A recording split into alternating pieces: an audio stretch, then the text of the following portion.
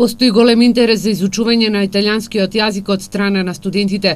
Но минатата академска година Филолошкиот факултет од Министерството за образование не доби согласност за запишување на студенти на катедрата за италијански јазик.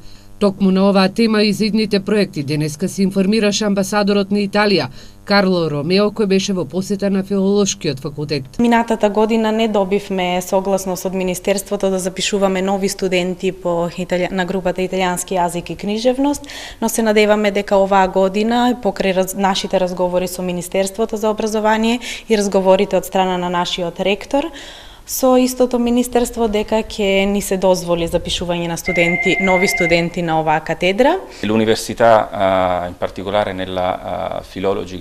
Италијанскиот јазик веќе се изучува на Филолошкиот факултет. Сега во моментот можеби се соочуваме со пречки, меѓутоа амбасадата е расположена да помогне во диалог со централните институции за да се овозможи повторно запишување на студенти да се зголеми нивниот број. Ректорот на Универзитетот Гоце Делчев Блажо Боев истакна дека соработката со италијанската амбасада е одлична во делот на образованието. Разговаравме за можноста за постојано присуство на професор по италијански јазик на нашиот универзитет.